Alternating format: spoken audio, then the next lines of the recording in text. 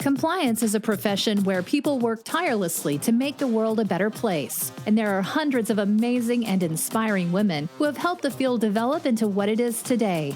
Great Women in Compliance is part of the Compliance Podcast Network, so join Mary, Shirley, and Lisa Fine as they talk with women in compliance who are making a difference.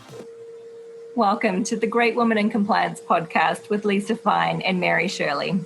I'm Mary Shirley, and today I'm here to talk about the power of one.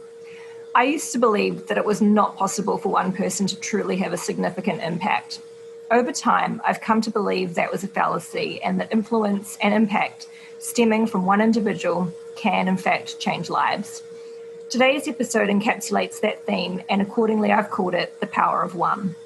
Today's guest on this topic is a return one to the show, Fernanda Beraldi, a Senior Director at Cummings. Welcome back, Fernanda. Why don't you tell us what's going on with you since you were last on GWIC? Hi, Mary. Thanks for having me back. It's a pleasure to be here. And hi to all the wonderful audience that I know follows this podcast pretty closely. It's a pleasure to be with all of you today. Well, one can say that the life of an ethics and compliance professional during 2020 is as busy or more or busier than during regular times when we did not have a pandemic going on. I was, I would say, impressed with how I got my team to power through the difficult year that we had. Not being able to see them as often, not being able to see my manager as often, my team that's US based as often, my peers, is not as easy for somebody as extroverted as I am. But despite that, we're able to make great strides. And some other initiatives that I also have ongoing that I'm part of outside Cummings, we could also make them advance on them. So I'll talk a little bit about that, if that's okay. Absolutely. So when maybe 3 years ago, Indiana has a lot of companies that are medium-sized and large-sized that have compliance professionals, and we were meeting quite often. We were, getting together for, round tables. We were getting together for, serving as sounding boards and benchmarking. And we decided to make this a little bit more, I would say, official. So my peer at Lilly, Steve Guyman, who's a person who I really hold in high regard, he and I co-founded something called Business Ethics Indiana, which is like an ACC for compliance people. So we can benchmark, think about the best things that each of our companies are doing and how we can learn. We also thought that there are a lot of medium-sized and small companies that do not have the resources that a large company would have, and how we can make business ethics a priority for them as well. And how we can really distill what is business ethics and how would that apply in a company that's owned by a small family, right? Another thing that we thought about, so we started to meet quite often. We meet 4 times a year, and we were meeting at least twice face-to-face every year in presential mode, and then twice over the phone before the pandemic hit. Right before the pandemic hit, we also had a plan of creating some courses. And the idea behind this is, in this group of 30 plus companies and all those professionals that we have, those compliance professionals that are part of our teams, we noticed that the majority of our teams, they happen to be compliance people, but they didn't really study compliance, right? They didn't go to school, to college or to law school, say, I'm going to be a compliance officer, I'm going to work in compliance and ethics or business ethics. They just happen to be at the right place at the right time, or at the right place at the wrong time if they received a subpoena, right? For instance. Exactly. If they got a subpoena, they would be at the right place at the wrong time. So we noticed that this was a happenstance profession that was developing. It's really a young profession, like a new profession. So we were like, okay, how can we mimic this for folks that never had that experience? How can we create some kind of curriculum that would allow people to have at least some exposure to what this wonderful world of compliance is, and even get, interested in, we can get even talented people to apply to jobs, right? We started thinking about that. And when we looked around, we say, okay, we can try to put a certificate course out there, or like a basic course that would teach people the basics, that would ingrain this kind of content into a college degree. How can we do that? Wouldn't it be really great if we can pick some fresh college person and say, by somebody fresh from their college degree, and say, by the way, all those basic ethics principles, why don't you come work for Cummings or Lilly or etc., right? Better than getting a person on board, maybe a fresh lawyer, a person who has no idea of how to do this and has to learn on the job.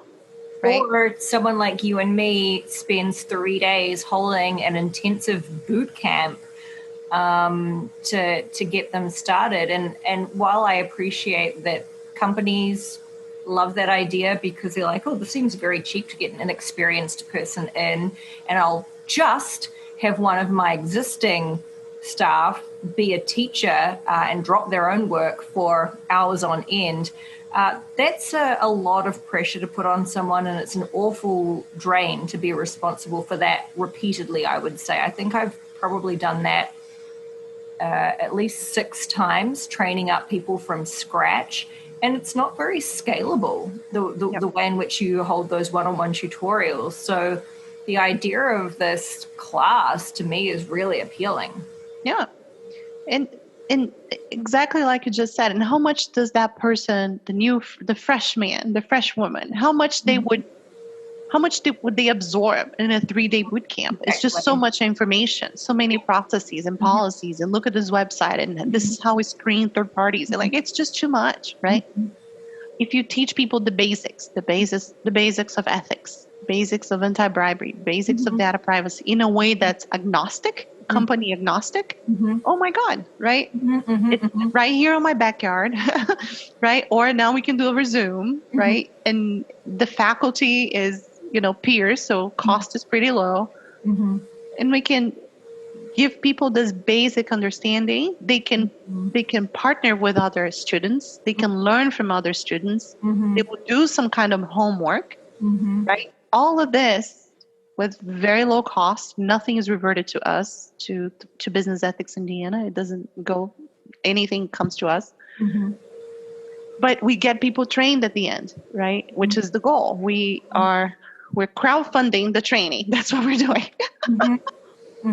With some pretty high standard, right? We're not saying go there and take an exam, and by the way, you're now acronym, right? Mary Shirley acronym. Yeah. Because you took an exam and you did well in the exam. I'm actually teaching you, right? We are actually teaching people. So we did some voice of the customer with our own members. What would be appealing classes, right? What were the themes we would like to have? What areas we would like to teach people on? And we had, anti-bribery, data privacy, internal investigations, the basics of ethics, a corporate compliance course, kind of a capstone course. What else do we have there? Do you have anything, like one of the things that I like to teach in my boot camp is, alignment or consensus on our approach. So right at the very beginning, getting to the heart of, you may have seen movies or have the impression that we are like a policeman or an authority figure. In reality, we want to be branding ourselves in a way that is a friend to the business, enabling business, that kind of thing. Do you have anything on sort of the, for want of a better word, the softer or the fluffier side in terms of technique and approach of how we choose to operate as a function? No, we don't have that. Would you teach that? What? Would you like me to teach a class on that? Yeah. That would be something great, because this is really a soft skill. It's a complete soft skill. It's hard to obtain. right? It's not hard to obtain. It's hard to develop, right? You want to have that understanding right at the beginning, I always feel, right? Like you don't want to learn that one the hard way. Yeah, exactly. Business people complaining about you. No. Yeah. Right? You definitely want to have that. You also need to be very skilled on asking questions in a way that people don't feel that you're, threatening or that you accusatory, condescending, right?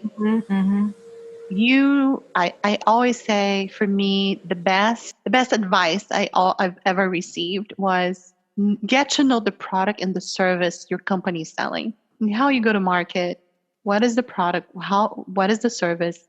Because that enables you to ask the right question. And when you ask the right question, people will respect you, right? You're cutting everybody's time. You're shortening everybody's time there. The time that they have to spend with you, training you on their product, their service, right? The company's product, the company's service. It makes you more respected, and it allows you to give the advice faster, right? Yeah. Which is always very, it's welcome. If you're sitting on something, taking forever to decide, it's probably going to be an issue. So no, I don't think we have that, and we should consider having something like that. we definitely should. Glad I planted a seed there. Yes, I planted a whole tree, I think. So you've shared with us the impetus for this idea. Why was it important for you to take this on, given it was a pretty big task, I imagine, and you have quite a busy life? I think nobody after 2020 gets to say I'm not busy, because I think everybody's busy. So I don't want to feel that I have that my priorities are more important than other people's priorities. But I think it's about giving back for me. I moved to Indiana specifically 6.5 years ago with not much in the sense that I moved here for my LLM program, my Master of Laws program. I always had a little bit of like, how is it going to be? It's so different, right? Found nothing but welcoming doors and welcoming people. And for me, it makes a difference in the sense of belonging, and it makes me want to give back some way, right? So if I can have, and plus I come from a country that has a high perception of corruption, Brazil. It's always on the news for the wrong reasons, mostly. And if I feel that we replicate this knowledge around business ethics, that we replicate knowledge around integrity and how it's important to do business this way, I am somehow helping to change a little bit. And even a little bit is something better than we had 5 years ago, 2 days ago, a day ago, a week ago, right? It's marginal increments. Yeah. Better than zero increments, right? No, seriously. I'm laughing because it reminds me of weight loss. Yeah. Right. Like slow and steady, right? Yeah. Just because you can't see the impact immediately doesn't mean it's not worth doing. Correct. And it really helps to, my co-founder and peer, Steve Gaiman, says it raises the boat for everybody. If it raises the boat for everybody, it makes everybody better at this, better at business ethics. We create a more just marketplace. We create a cutting corners free or reduced, mitigated marketplace. It makes it fair for everybody, and it makes it easier access. There's no shady business going on. Don't get me wrong, I cannot fix the world, but I can fix or help to fix the things that I see around me. And if we have more compliance professionals, we have more business ethics professionals, if we have more companies concerned about sustainability, it makes it better for everybody, right? So I think that was the motivator for me. And just looking around and like, how come nobody teaches you in this format, which is like short, agnostic, but actually teaching you, right? And it's not like a full degree, right? or it's not like a 1 week boot camp where like we should think about that. It would be beneficial. So it was a bit selfish in a way that I don't have to train people. I can send them to do that. But it's also more compliance professional, more business ethics professionals, more integrity minded people equals a more just marketplace. And I like that idea. I love that. And it's one of the motivators for me in terms of great women in compliance.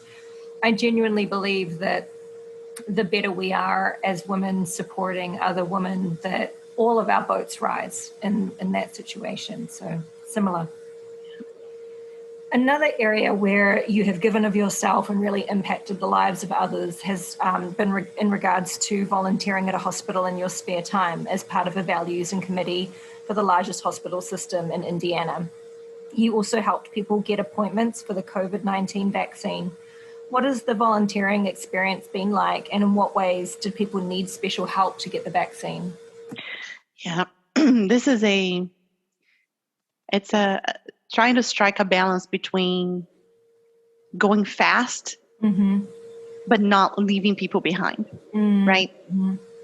We want to make sure more people get the vaccine faster, right? So we can go back to whatever was waiting for us at the end of this tunnel, which is new normal, abnormal, whatever you want to call it. But at least if it's a new normal or abnormal or the way we used to be, we won't have news saying people are dying by the minute, right? And that's the point. You don't want people dying by the minute for something that you have a vaccine for. So if we go lightning fast, saying you have to do it online, you need to go on this website, and websites are available for everybody, etc. Do you really have 90-year-old people registering for the vaccine? If they call a phone number and spend, 1 hour on the phone, can they really afford to spend 1 hour on the phone? Would they understand what's going on, right? So once you get those people in the system somehow, and they get to the vaccination place, do they really have everything they need to have? I mean, you look online sometimes, the registering is all like missing, or you don't have all the data that you need to have in there. That's another thing, right? Another issue, because then, yes, that person got into the system. Yes, that person received an appointment. They got an appointment, but as you and I, compliance people, we like data, and we like the data to be okay, and we like the data to be able to be clean to the point that we can run analysis on the data. If the data is all faulty in there, poor person running analysis on that data. So the idea behind it is, how can I help from the vaccination standpoint? How can I help the state of Indiana to get as many people in the door as they can? But also sitting there and helping people register on the day they show up at the vaccination standpoint, the vaccination place, facility. How can we make sure that we have all the data that we have in there? So if you want to run an analysis as a state, I'm not doing that my own, it's the state's doing that they will have complete data. So again, it's about giving back. We want to make sure we get out of this, right? We want to make sure people are not dying by the minute. We're getting, sick by the minute.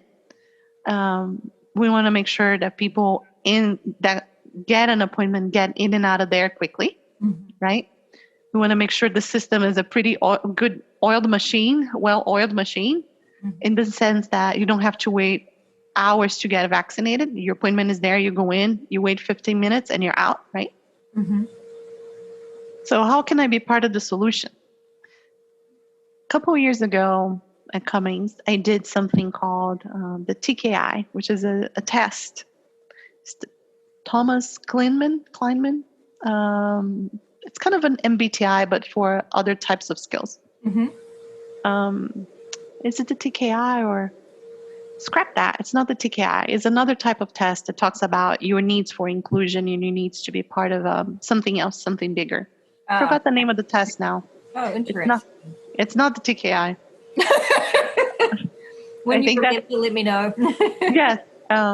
So I took that test, and it showed that I have a high need for inclusion. I like to be included in things. I like to be, it's not a control freakness type of thing. It's just, I like to know what's going on, and I like to, help to brainstorm ideas. I didn't know there was a scale of that. I always assumed that everybody liked to be included, which probably indicates that I would also score similarly to you. Yes. No, there is a test that evaluates that. Okay. I will look this up afterwards. Yeah. Your needs for inclusion, your needs for control.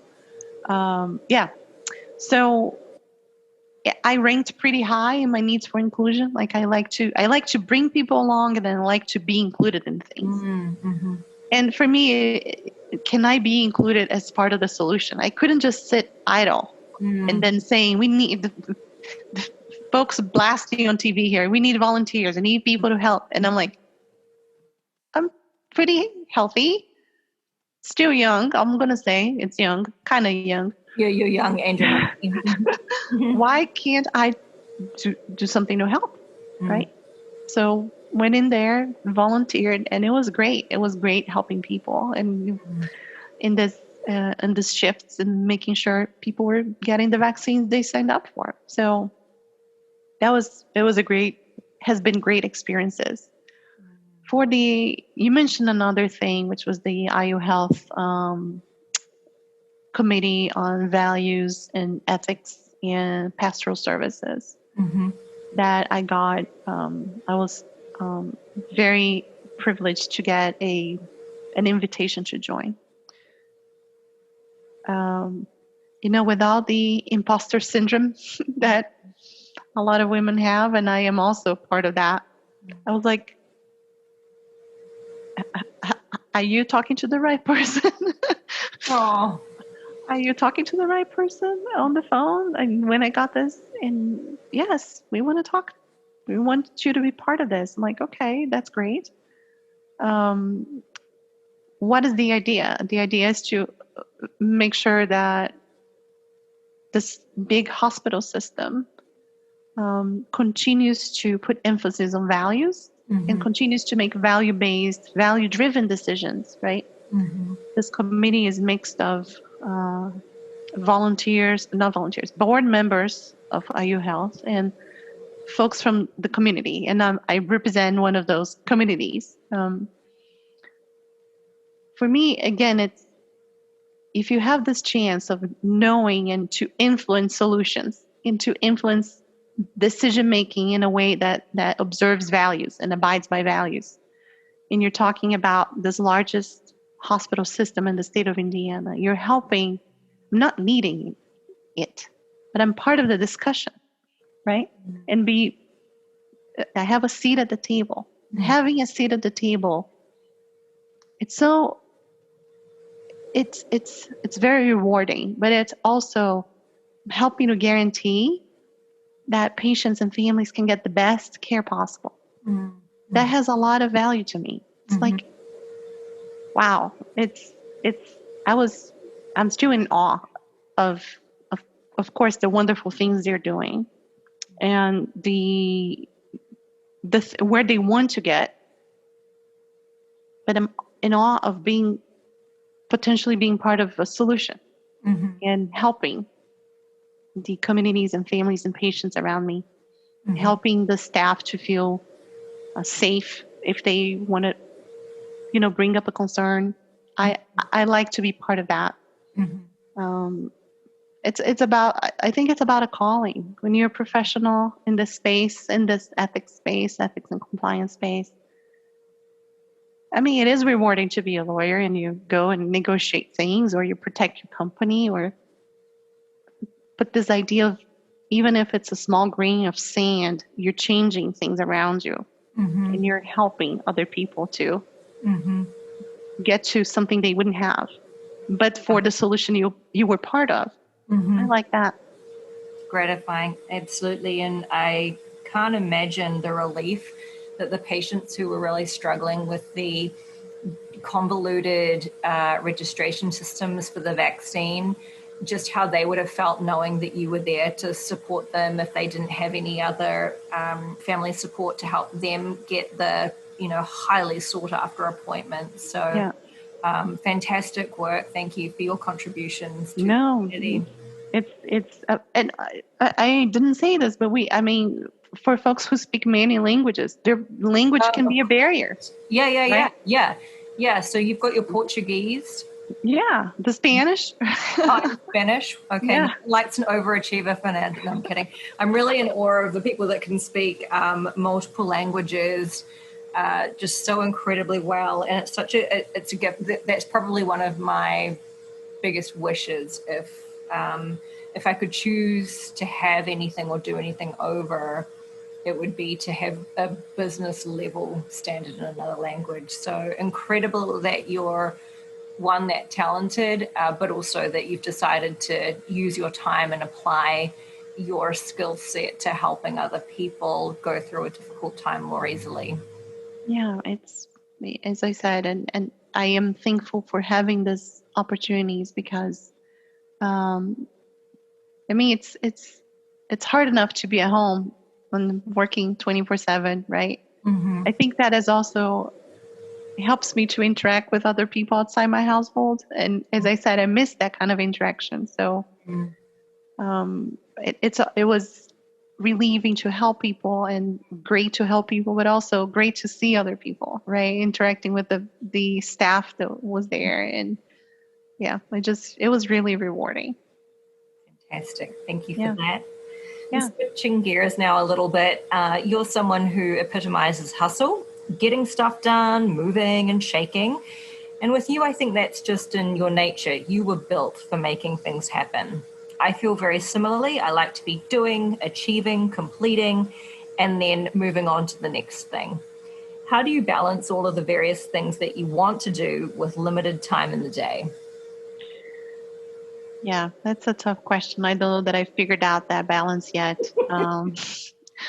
I try to organize day to day. Of course, I have my week planners, and my day. As majority of our compliance folks listening to this, my week starts of course on the weekend. At the end of Sunday, I'm talking to China, I'm talking to Australia, making sure everything is fine. And my team members there have the support they need. What are the main things I want to achieve that week, right? And what are the main things I want to achieve for myself on that week? What are the moments that I'll have to stop and cope or stop and have a break? I'm not very good at those. Me neither. Not very good at those. And I'm not saying this with glee because it weighs on you, right? Especially in a year like 2020 and now the first quarter of 2021, pretty much, right? Yep. It weighs on you. So the breaks are necessary. And if you're a perfectionist and you're listening to this is your sign, okay? This is a sign for you. Go think about something else for you to do and not obsess over work. I noticed right in the beginning of the pandemic that I was really that I needed this time for myself. If you know this about me, my husband and my son used to live in a different state, right? They used to live in Michigan. And with the pandemic, we decided to quarantine together in Indiana, which is a great silver lining for me in the pandemic. It also comes with the addition that I have other two people in the household. Everybody's safe and healthy, right? But other two people in the household and the work that's going on and doesn't really stop. So I found that the breaks that I usually took, which were my commuting times between my house and the office. I'm talking to my mom, I'm talking to friends of mine in Brazil and here. I didn't have those anymore. For my breaks now, or my commuting time is from my bedroom to my office, right? Just a set of stairs, right?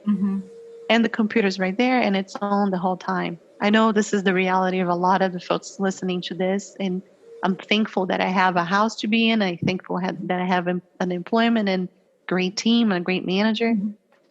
The breaks were necessary, right? They started to, everything was blending together. So I needed to find a way to stress less. I'm not saying not stress because that's not possible, but stressing less. And there's something I always liked to do, but I didn't really have the time, which is yoga. So I found a corner here in my house, pretty quiet corner. I started to practice it more frequently, and more frequently meaning kind of resuming the practice because I wasn't doing it for years, really. And I found this place, the studio that was meeting outside, meeting outdoors once a week for free. So during good weather, of course. So I started to join. So it gave me that sense of community. Even being outdoors, I felt pretty safe because you're socially distant, right? Your mat's like far away from. And again, if you know anything about yoga, is that it's come as you are. So there's no expectations that you're going to stretch more than others, that you're going to hold that pose more than others. Famously competitive. And people know this about me. And I say this too. So, and yoga is just come as you are, right? It's the mat will accept you in any state, shape, or form, wherever your mind is. So it made me a place of acceptance, of steadiness, mind steady, right? Really helped. So I actually started taking more classes online after this initial meeting people outdoors, etc. And I'm actually pursuing a certification, so I can I can do this for others, right? I can teach for free for other people who may need it. You can add that on as a module to the business ethics course. Yes, how to discuss ethics and not get people to sleep on Shavasana. Yes, get people sleeping. But it's something that I noticed while we're as a humankind is going through this pretty stressful time. What can I do at the end of this that I emerge out of the pandemic feeling a better person? Something that only depends on me, right? You only need, I don't know, 10 square feet to practice yoga, if at all. A little bit more than that, but it's that place of quietness that I could come. It's that place of like detaching myself from anything that I'm doing work-wise. It's not meditation because my mind doesn't really stop. I'm not that trained, but it just made me feel better. At the end of the practice, I will feel relieved. I would be breathing easily. I would be, just feeling like my day was ending or beginning, right? Depending on when I do it throughout the day. So adding that to my busy routine and make it not an additional task, but make it an important task of my day really changed the way I'm approaching this time at home. I know that this is not a solution that would work for everybody, but I would encourage people to find what is that thing for you. It may be, you're going sewing, you're going walking, you're, running, you're going on a bike ride, or you're just taking on meditation, or you're super good in putting lists together and checking all of them. It's whatever makes your mind quiet. And it can really take time for yourself. I would encourage people to do that. So that was something I would say maybe 2 years ago. Yeah, I like yoga, but is it something that will take in the middle of the pandemic, resume in the middle of the pandemic? Well, I did. And I am very thankful I did because it really helped. Wonderful. And then help me out with something, which is we can't always say yes to everything, although I will tell you that I sure as heck try to say yes whenever I get a request. What's your advice for how to keep up diplomatic relations for those moments where you really do have to say, no, unfortunately, I can't help you with that now? What are your boundaries for that when you can't take on something new, and how do you phrase it to keep up the diplomatic relations? Yeah. Thank you. That's a great question. And I also don't know that I've done that so many times that I can be giving advice on it. But we could just hand out like RSVPs from you and me and be like, yes, we'll be there. We will do this for you, sure. take this ticket, right? Take this ticket. Go here anytime. What has helped for me is, first of all, really doing this deep dive in me. Like, why do I want to do this, right? Is this something that will give me great satisfaction? Is this something that will get me to meet more people? Is that something that's going to change somebody's life? Like mentorship opportunities. Like somebody comes to me and says, can you mentor me? I'm going through this. I'm like, this person is bold enough and courageous enough to say, I need help figuring this out. Can you help me? I mean, I cannot say no to that. But a person says, oh, can you come here and do this panel? Because we are not diverse enough and we want somebody who's diverse in the panel. Yikes. Are you getting that expressly said to you? Not recently, but yeah, I've heard it in different shapes of forms. Yes. For me, is it going to be helping people? Helping in the sense that it's not creating more knowledge to the world, right? Not only that, but really helping somebody. For me, that's number one. And number two is, would I look back 5 years from now to this thing? Is it going to be memorable for me? Is it going to be memorable for the people that are going to be there? And can I make it memorable, right? Or am I so busy that I can't really invest the time to make it memorable? If that's a no, then I'll probably need to turn it down. The way of doing this, again, for me, natural people pleaser, not very easy. Natural people pleaser, not very easy to do it at all. Giving context, not just saying no because of no. Whether we like it or not, you and I, we're women, right? So we always feel I feel the need to go the extra length and justify when probably a male counterpart just say, no, I'm too busy, right? And nobody would say anything about this. They would just say, oh, he's so busy. I'm glad that he even responded to my email, versus you and I saying, no, I'm too busy. Oh my God, this person is real hard to work with, right? So I feel the need to go this extra length to say, that week of the year, I'm actually doing this that I planned already, and I'm half the way planning on. And although I would love to participate, I don't know that I can make it a memorable experience for the people attending, just because I won't have as much time to prep, right? I'm not saying this is my standard answer, but that's what's usually has been happening, right? I think it's a good one. I like your memorable boundary. It's something that people should be able to accept with ease. Oh, she's setting a quality threshold. We don't want someone who doesn't think that they can do a mediocre or better job. We better find someone who can. We're better placed. You may not be as good as Fernanda overall, but no. That's not the point. I think I think it's as you said correctly, it's a quality threshold. Am I going to be able to pour myself into that, to make it something that people say, oh, well, she really conveyed great information. She had, the latest cases, or she could really talk about this with experience and expertise, or is this just, we need a woman in the panel. Let's call Fernanda because she never says no, right? So I think that's the threshold. How about you? Have you been, what are the boundaries or the things you set for yourself? Mary? I'm saying yes to everything right now. There is a day coming up where I'm speaking on a panel at 5 a.m. my time, and then again a few hours later.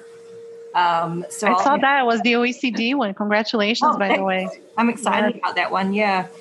Gender mainstreaming for that one. I thought that was an important topic, and I love the fact that the New Zealand Serious Fraud Office is partnering with it, given that I started out in the area of working for New Zealand authorities.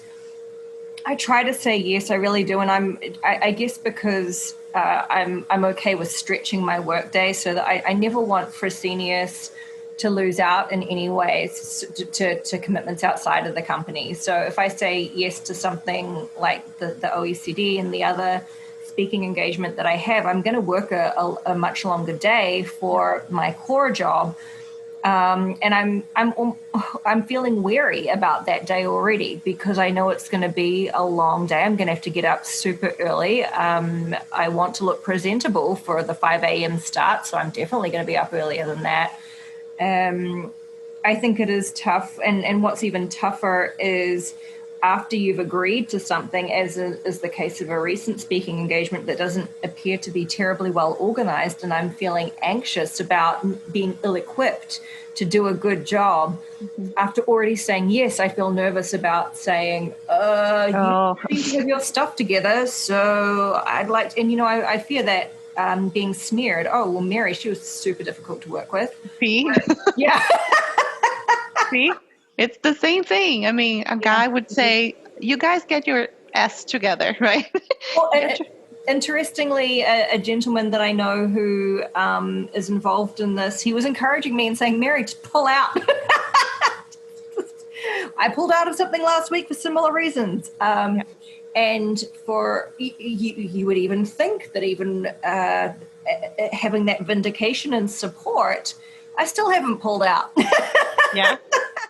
So I'm probably the worst person to be giving advice on this, but I'm glad you asked me because I hope that if there is anyone listening right now going, yeah, this is really hard and it's something that I struggle with, that you're not alone in this boat. It's something that many of us work on, and it's part of that people-pleasing balance as well. Whew, it's tough. So I will channel you the next time. And I'll report back on how that goes. Yeah. I also try to think about the audience, right? The audience for that specific event or panel. Mm-hmm. Is it going to be encouraging for them to see, a woman who is from Latin America and who works for a great American company as Cummings, right? How encouraging is it for people who are trying to navigate their own path? Or is it just the same, folks that we see every now and then, and it's not really going to make a difference for them? The other thing too, as you said, well, it's protecting the core job, right? I have a job that Cummings that pays me. that pays me, that Cummings hired me for, and I like very much. I like the team, I like my manager, and that's what I have to do every day. It's not even what I have to do; it's what I like to do every day, right? And so those other opportunities outside that core job, which is speaking engagements or help me with this, little thing that I'm doing here or there, those are on top, as you said, of the assignments you have every day or every week. So those assignments cannot be deferred because of what I'm trying to do outside, right? Exactly. During work hours, I feel it's a conflict of interest if I'm not managing that appropriately. And I just thought of something that I have started doing from the advice of a friend, which has really helped. I'm sure you get this too, but I get a lot of people asking for sort of one-on-ones or informational interviews. And I personally believe that informational interviews are, they're not very effective for the most part. And the reason why I think that is, if someone is asking for one and they're really using it as an opportunity just to get in front of a hiring manager and be like, hey, think of me next time you hire, I feel like that's super inefficient, because an easier way to do that would be write me a letter of all of the things that you believe would make you a compelling candidate. You've gotten in front of my face. You don't have to go through the HR process, but I also can read that pretty quickly, file you away and say, absolutely, I've got you in mind. Thank you for that. And then if someone does want to genuinely ask questions in the informational interview sense, it's not a very scalable thing, right? Like, they're asking me the same questions over and over, which is things like, oh, tell me about your career. How do I get into healthcare compliance? That kind of thing. And I want people to know the answers to that, don't get me wrong, but I feel like there's a more efficient way to do that. And so one of the things that's really helped, and it's allowed me to keep being able to say yes to people, is capping those calls at 15 minutes. because otherwise people will expect at a bare minimum half an hour of time, and usually people will go over half an hour as well. So being able to explain in advance, I just wanted to let you know that I have this practice to make sure that I can say yes to as many people as possible without, infringing on any of my other commitments. That has been a way for me to maybe not say no, but at least to set some boundaries. Yeah. And I mean, who knows? Sometimes you may come across with somebody, you may stumble upon somebody, you say, oh my God, this person is an absolute rock star. And it's going to be the next person I hire, right? So it also, it benefits your network to get to know that person. But without you saying no, you get to know a little bit of them. And I like the writing the letter, because that you can definitely file somewhere and you say that person is great because of this, and this in the person's own words. So I like that. That's something great. Yeah, I also do that for vendors. So if I get a cold approach from a vendor and I'm not looking for anything at the moment, then I will put them in my vendor folder. If we've got any sales folks listening, do note that you can be removed from the vendor folder for overreaching. Yes, for misconduct in sales activities. But I find that helpful as well, because you have your little repository sitting there when you need it, and then that's more efficient than just taking a cold call and someone's saying, listen to my translation pitch, and you're like, well, I've just signed with a company for 3 years, so this is completely not of interest to me right now, or whatever it is. It's a way of ensuring that they're still considered for the future at a time when you really need it, as opposed to wasting everyone's time. Yeah, no, I completely agree. That's great benchmark right there. Thanks for sharing that with me, Mary. That's great. Thank you for that. Yeah. And Fernanda, my last question for you today is, what's your message to someone with big ideas and aspirations that wants to make a positive change in the world? Yeah, I think my message for that person is similar to a person saying they're trying to eat an elephant, right? One bite at a time, right? Yeah. I know it's interesting visual when we think about a person biting an elephant. Don't try that at home. But the idea is, how can you scale what you're trying to do in a way that makes it achievable, and also in a way that does not demotivate you, right? People use this analogy here of boiling the ocean, right? You can't really boil the ocean. It's not going to take you anywhere. It's going to take you forever to actually do it. How can you make short and effective incremental steps that together are taking you to the right direction, but are also not demotivating you, that they're so big that you don't even know where to start, right? Human nature is moved by achievements. So if you feel you're achieving something, it encourages you to keep going, right? So if you say, I want to be doing this in 3 years from now, and you just sit idle and don't put a plan together, or you put a plan together that's so generic and up in the air and pie in the sky that you can't really work on it or achieve small things, you're going to be quickly demotivated, thinking the world's against you, right? So what are the incremental steps that you can take today, tomorrow, a week from now, a month from now, that it's only with your control, or mostly within your control, that you can achieve, and will give you that small victory that's going to continue to propel you forward. That would be, that's something I think a lot about. Like, do I want a magic wand to fix all the corruption problems in the world? Yes. How can I, within my realm, within my reach, within my network, what can I do to help that happen? In small increments, but slow and steady is better than fast and then driving you nuts, right? Or so big that you don't know where to start, or you don't accomplish something and then you get demotivated. So wonderful. So small waves, small ripples can create big waves. Yes. Wonderful. Well, thank you so much for your time today, Fernanda. You're a delight as always. Oh, no. So pleased to know you. I am delighted to be here with you, Mary, again.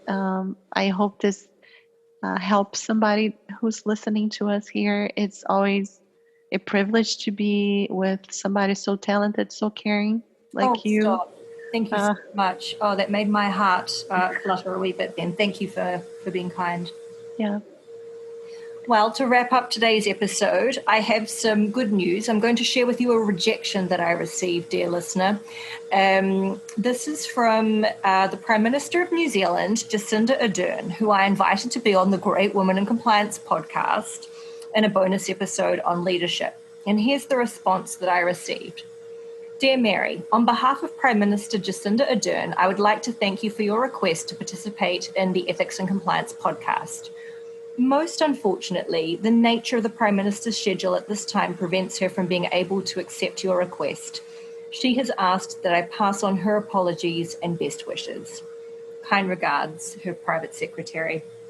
And so the reason why I'm sharing this rejection with you is for those of you who don't listen to the podcast every time and in order, there was a solo episode that I did several weeks back now, which was in respect to venting. And one of my vents was about the abuse of the balance of power in the hiring process by employers when they treat candidates poorly by making promises that they don't adhere to, when they don't have the decency to send the outcomes to candidates. And so my point is not celebrating my very polite and gracious rejection, folks. It is the point that if someone who receives as much crap as the Prime Minister of an albeit small country receives, and she is able to find the time to delegate and presumably create pro forma template messages for when she's not able to attend such things, shouldn't we, when hiring candidates, be able to extend such a courtesy in multinational and small and medium-sized companies? I think so. So with that, I leave you for today with my thanks to our guest, Fernanda, and to you all for listening and supporting us. Lisa and I so appreciate you. Take good care. Thanks for joining us for this episode of Great Women in Compliance. We hope you'll join us in honoring the great women in the compliance field by subscribing to this podcast and leaving a review.